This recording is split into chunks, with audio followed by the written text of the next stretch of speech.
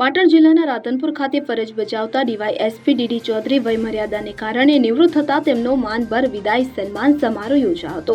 રાધનપુર સુરભી ગૌશાલા ખાતે ગૌશાલાના ગૌભક્તો દ્વારા તેમનો વિદાય સન્માન સમારંભ યોજવામાં આવ્યો।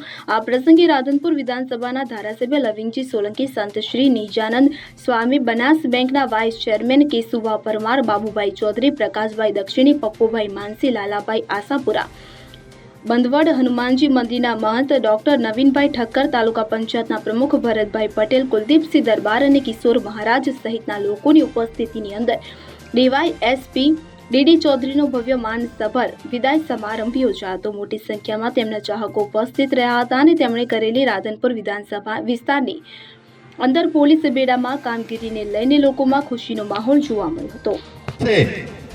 એટલે પણ એવી જેણે સેવા બજાવી છે ભલામણા, એમણે સમય આપ્યો છે, નીતિમત્તાથી કામ કર્યું છે, ઈમાનદારીથી કામ કર્યું છે।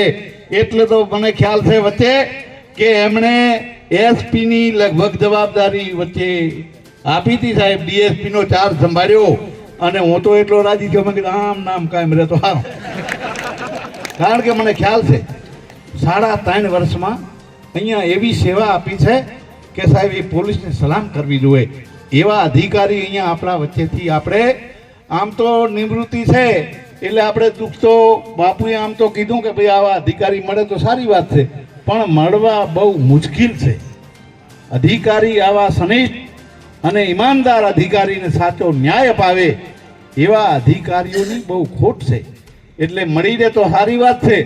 પણ ડીડી સાહેબ, તમારો અમે જેટલો આભાર માનીએ એટલો ઓછો કે અમારા રાધનપુર નગરને આ વિસ્તારમાં જ્યાં તમારો વિસ્તાર આવ્યો અહીંયા તમે બધાએ ઈમાનદારીથી સેવા કરી છે, એ બદલ તમને ખૂબ ખૂબ શુભકામના આપું છું હૃદયથી। અને આપનું શરીર તો તંદુરસ્ત છે, કેમ કે મેં હાથે જાતે અખતરા કરેલા છે। મા અંબાના ગરબામાં અમે સાથે માના ગુણલા ગાયા છે, ભલા માણા મોજ કરી છે, એવા સાહેબ છે, એટલે યાદ કરવા દો। એટલે વધારે વાત નહીં કરતા બધાનો તમારો બધાને જુઓ, કારણ કે આ રાધનપુરના શ્રેષ્ઠીઓ આ ગુલાબી ઠંડીમાં બાપુ બેઠા છે, એ તો એમના સન્માનની રાહ જોઈને બેઠા છે, એવા શુભ કાર્ય કર્યા છે। એટલે તો કીધું છે કે જો તું આયા જગતમાં જગ હસે તુમ રોય, એસી કરણી કર ચલો તું હસો જગ રોય ભલા માણા। આવા અધિકારીઓ આપણા વચ્ચેથી વિદાય લે છે, આપણને રાજીપો થાય પણ સાથે સાથે દુઃખ પણ થાય। એટલે એ વાત કરી અને બધાનો આભાર માની મારી વાત મને મારું સ્વાગત સન્માન કર્યું રામ સેવા સમિતિએ અને બોલવાની એ 2 મિનિટ તક આપી, એ બદલ બધાનો ખૂબ આભાર માની મારી વાત પૂરી કરું। બોલો ભારત માતા કી વાહ, ખૂબ ખૂબ આભાર। વસંત કડિયા સાથે CN24 ન્યૂઝ રાધનપુર। હવે જુઓ દેશ દુનિયાની તમામ ખબરો તમારી આંગળીના ટેરવે।